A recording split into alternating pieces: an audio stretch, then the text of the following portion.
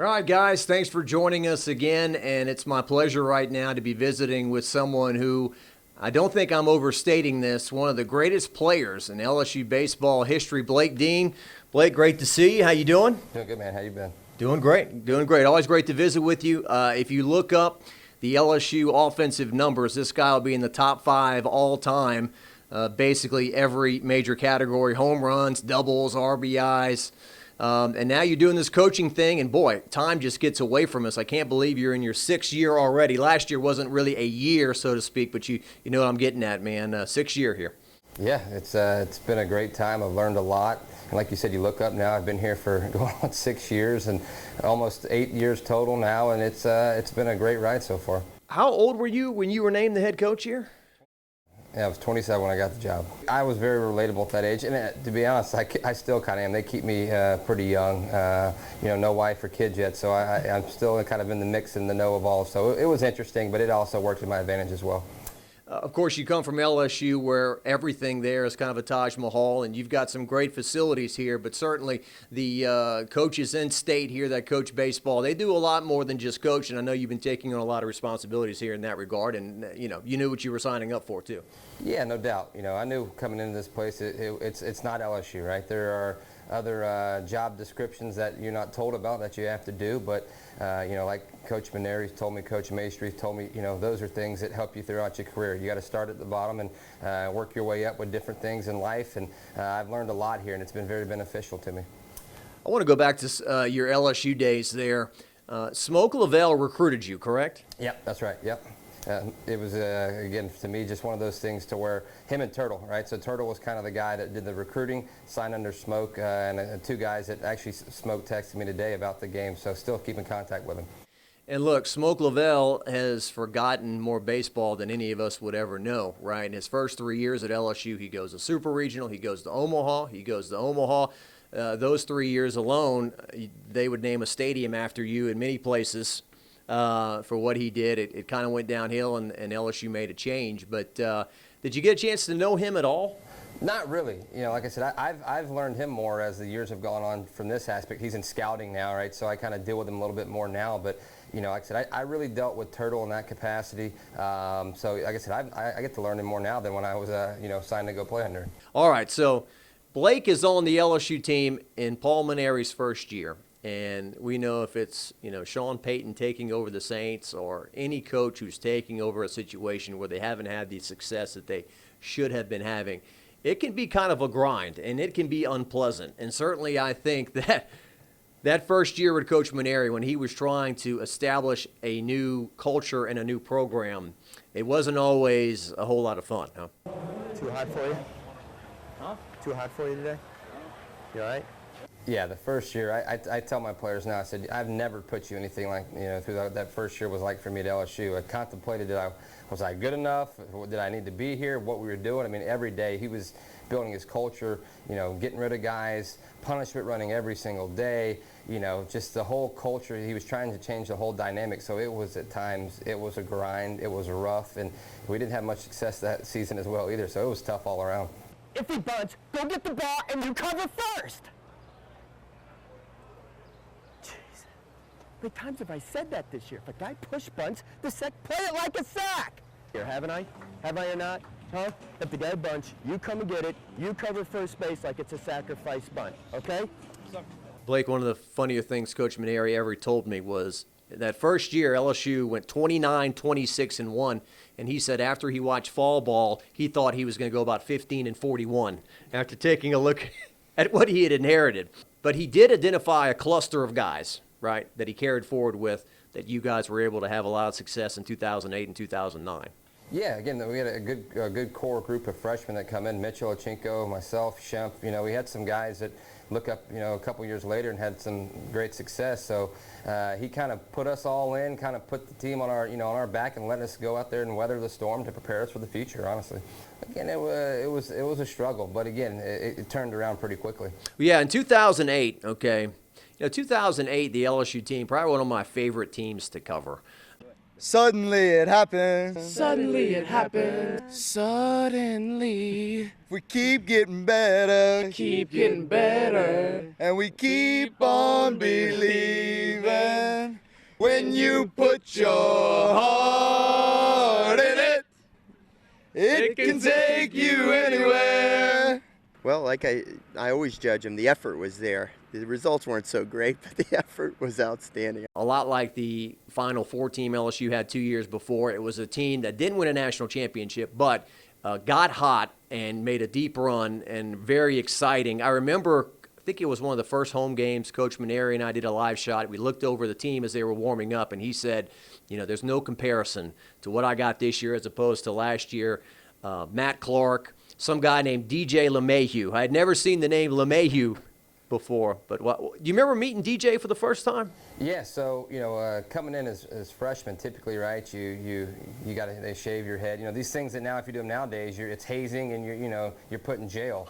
Right? So, but LeMahieu was the only guy that didn't shave his head, right? He stuck to his guns. He wouldn't do it. You know, didn't speak very much, didn't talk. Even now, he doesn't talk very much, right? So, just a different personality. The guys were kind of giving him heck, but once they saw he played on the field, that was quickly resolved.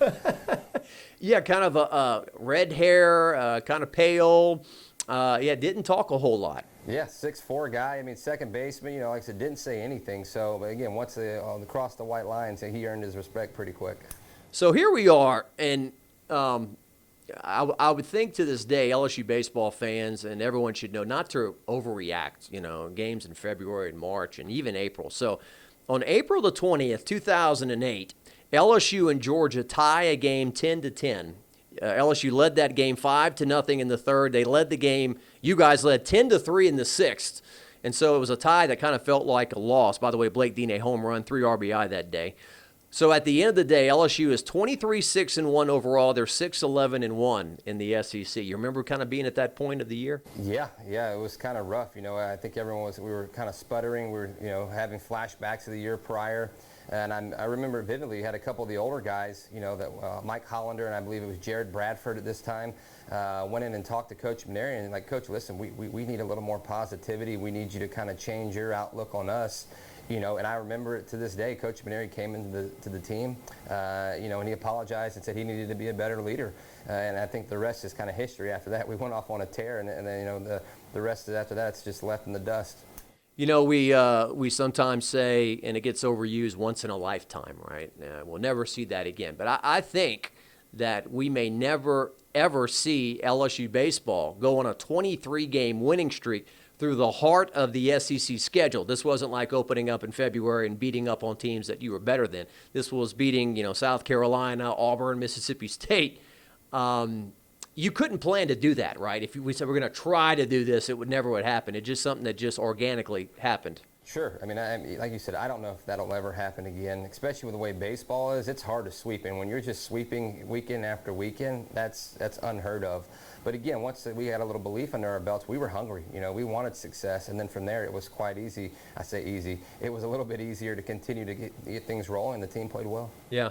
Coach Maneri, I asked Coach about Blake, and he said perhaps the hottest streak I've ever seen a guy go on was during that 23-game winning streak. Blake was hitting so many big home runs, big doubles, clutch base hits. Can you describe what it was like at that point? You just in the zone? Yeah, it kind of clicked for me in the SEC tournament. I hit the grand slam against Bama, got one against Ole Miss, South Carolina. It was just rolling, and I was seeing the ball well. I was confident. I mean, again, it's pretty easy to hit when you have Matt Clark behind you who, heck, everyone talks about my home runs. I hit 20, he hit 28, right? So, I mean, he kind of gets, left in the shadow because I had a few big hits, but God, he made it a lot easier to hit. And then from there, I just kind of carried it through the regional, super regional, and into Omaha. It was, like I said, I've never had anything like that happen to me before, obviously, and it just everything clicked.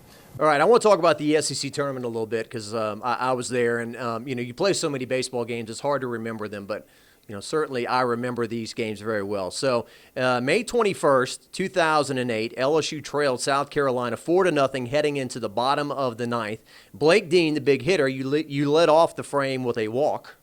Good-eyed, Blake. Heck, yeah. Micah Gibb walks. Matt Clark a 1-out, three-run home run to cut the lead to 4-3. And then Ryan Schimpf with 2 outs hit this little flare down the left field line. You remember that? Yeah, I think Mayhew may have been on. I think he was on first actually. I don't know if he was on first or second, but literally, I looked like the left fielder just thought it was going to be foul, overran the ball, and it landed right on the line. And LeMahieu ends up scoring all the way. I think it was from first. Ends up scoring, ties the game up. We go crazy, and then the rest of the history. We come back, hit a home run later in the game, and that was that. Okay, 4-4. We go to extras. Jared Bradford walked the leadoff batter in the 10th. Gets the next 3 batters. We go to the bottom of the 10th inning, tied 4-4. And with 1 out, Blake Dean smashes a solo shot over the right center field wall as LSU wins 5-4. I was never close to being athletic enough to ever experience something like that. But when you're rounding the bases and you've won the game and you guys have this party at home plate, what's that like? Well, for me, the first thing is to take your helmet off. That's what I always tell everybody. Once you get the crap beat out of you, that's a fair game. These guys start pounding your helmet, but it's awesome. That's part of it. You love it.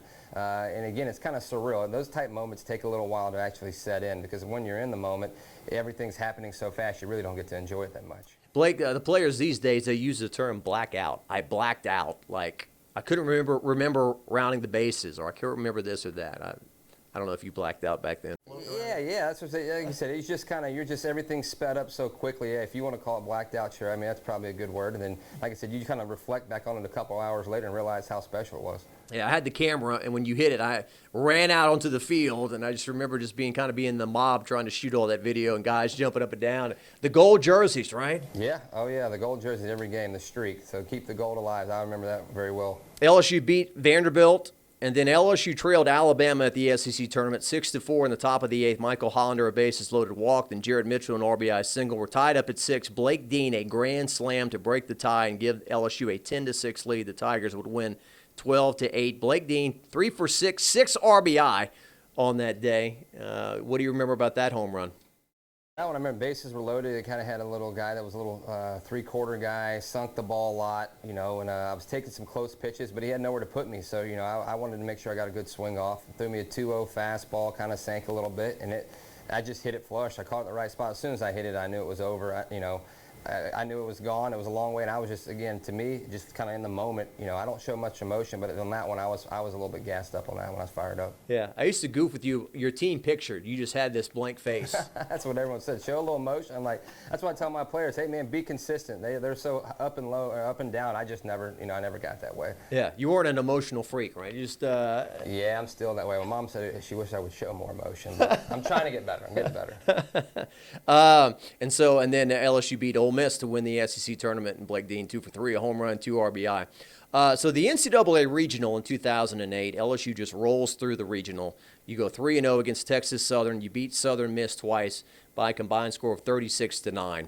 So then the super regional with a team whose mascot was the Anteaters.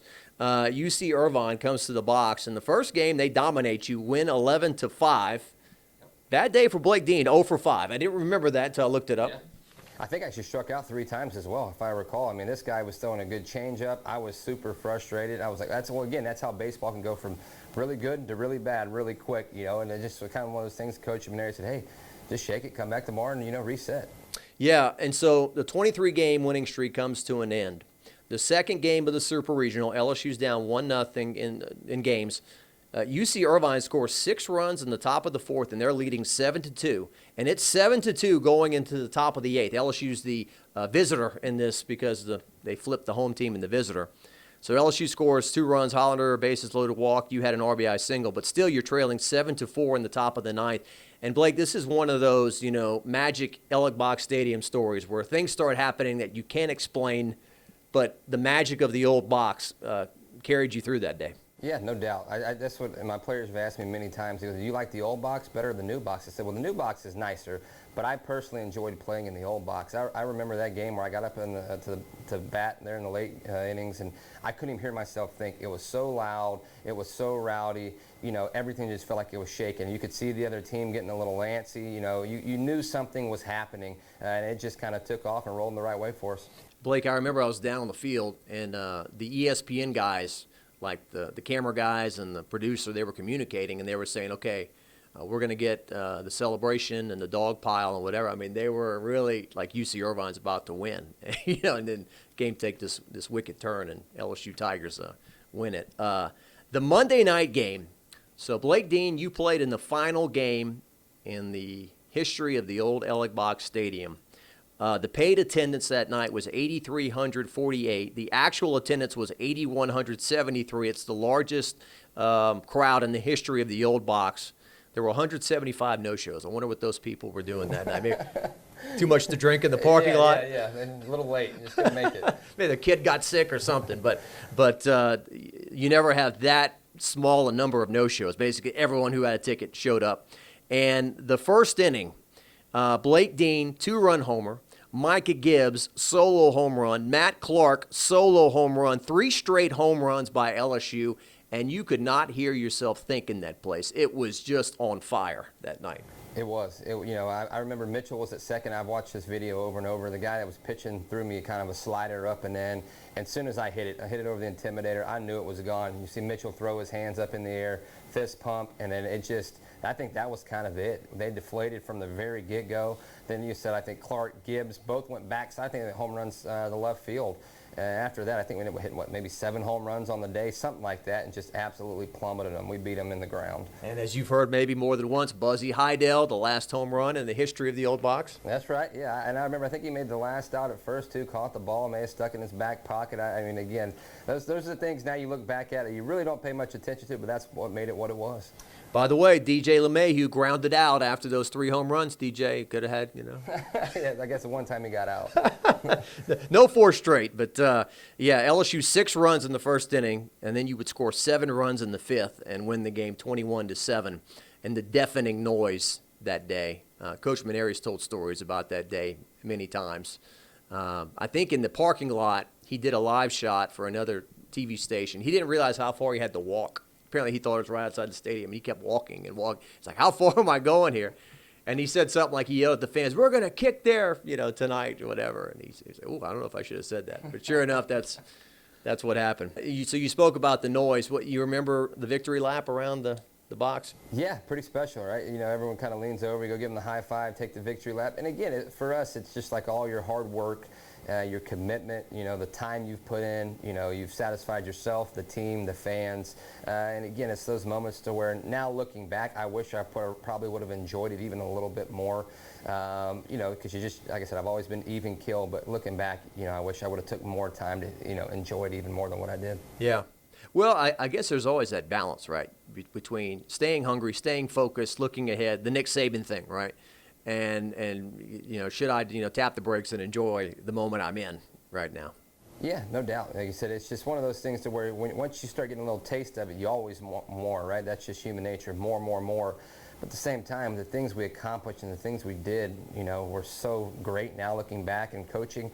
It's like, man, you got to enjoy those type moments because they don't happen as much as you want them to. In 2008, LSU goes to the World Series. They lose to North Carolina 8-4. The next game against Rice, LSU trailed in the bottom of the 9th inning 5-2. 1 out, bases loaded. Blake Dean clears the bases with an RBI double. Jared Mitchell, Michael Hollander, Chris McGee all come in to score. LSU wins 6-5. To this day, where does that moment rank in your thoughts and in your memories of LSU? That was pretty special. I tell people I still enjoyed the Alabama Grand Slam better, just because to me it was just, that was perfect. That was just, everything was picturesque. It happened. But in the at-bat before, the pitcher, St. Clair, actually struck me out, made me look really bad, and I really didn't take a good swing on that ball. I just, hit it pretty well, hit on the barrel. Guy kind of misplayed it off the wall. All 3 runs score. And again, the part I remember is the picture you always see where Javi's got me in the air, kind of throwing me up. That's probably the most emotion I've ever shown. And again, we just kind of kept clicking and believing in each other. Yeah. And it was almost comical. It looked like a relay race around the bases. Seeing all 3 of those guys run as fast as they could to come in and score there.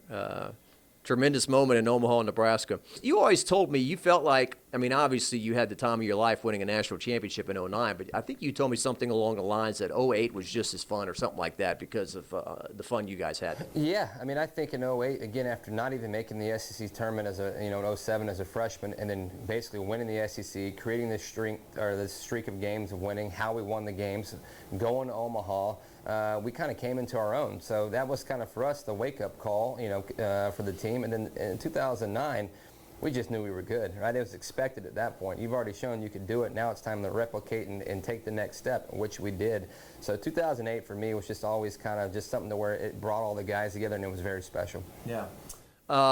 So 2009, that team, I mean, take a look at that roster these days. A guy like Ryan Schimpf, who was in the minors, 6-7 years before he finally got the call up, and LeMahieu, what he's doing right now in the majors. Jared Mitchell, just a tremendous athlete. Ochenko, when it was the biggest games, he played at his best. Sure. What were your memories of winning it all in 2009?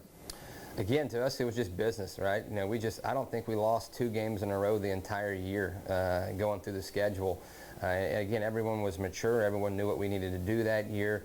You had Ott going. Everyone kind of, leave out Matty Ice a little bit, but we had the closest, we had the arms, we had the athletes. At that point, I was a DH, so I guess just sit in the bench and watch the game and hit and go sit back down. So I got to watch a lot of it, and it was pretty impressive to watch. Renato pitching, Lewis Coleman, where, the light didn't come on for Lewis Coleman until late in 2008, and then after that, he just became tremendous. You mentioned Matty Ott, Matty Ice, as we said. And as we learned in 2010, as the LSU football team learned this past year, and other teams have learned how hard it is to repeat. What do you remember about 2010? Because you got off to, your overall record was really good, and then things just kind of, you struggled the back half of that year. Yeah, I think we just kind of hit some hiccups. You lose that many guys. I was one of the only guys that, that stayed. That was a junior that year. Most of the other guys left. I ended up having surgery and staying on my shoulder. But, you look back now, and I still think we kind of got a short stick draw, basically. When you go to UCLA, you got to go face Garrett Cole and Trevor Bauer. I mean, look at these two all-stars now that are making millions of dollars. That's what we got rewarded with. So kind of a tough draw on that end, but hey, they were the better team. So what is it like for you now to see like Nolan Cain and some of your teammates, have second careers as coaches? I enjoy it. It gives me somebody to talk to that I know. None of my players, outside of Nolan, there's not many guys that are my age that are, kind of coaching. I'm 33 now, and it's like, well, what are some guys that I know, that are going to get into it? But a lot of these young guys aren't getting into coaching anymore.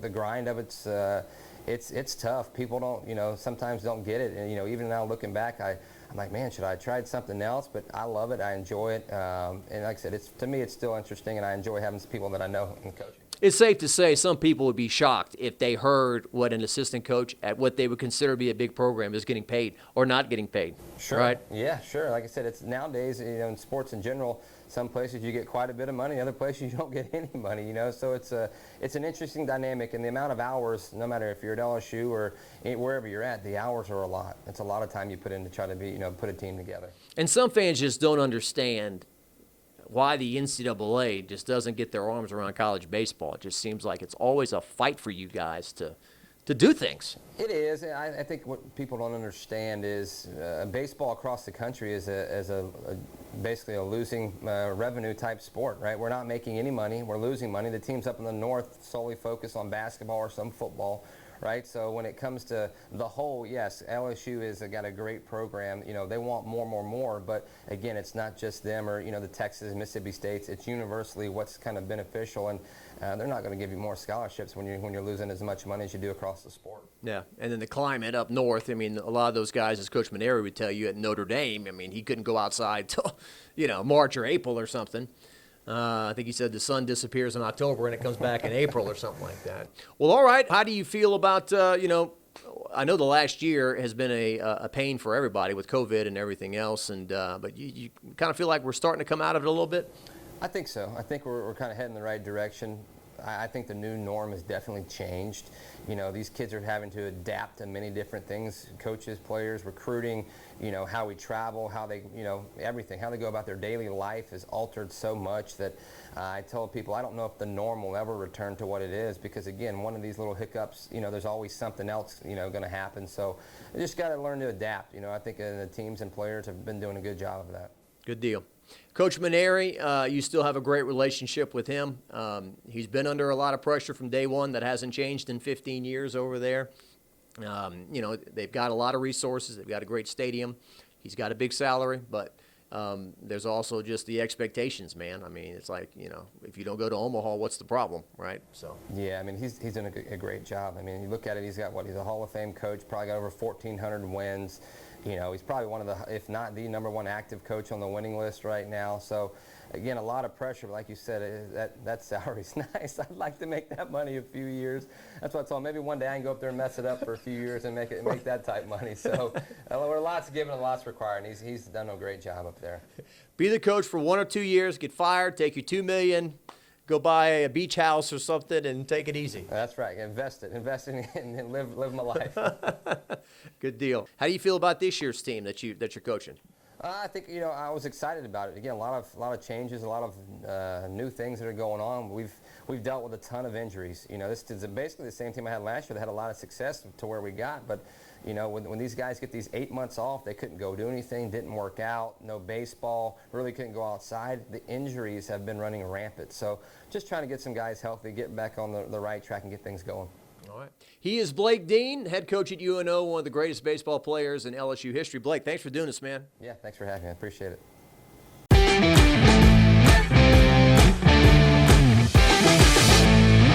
I'm Liz Coe. Thanks for checking out the WAFB YouTube channel. Hey, why don't you subscribe while you're here? Go ahead and click on that box, and you'll get the latest updates on when we go live. Make sure you download the WAFB News app for the latest updates, too.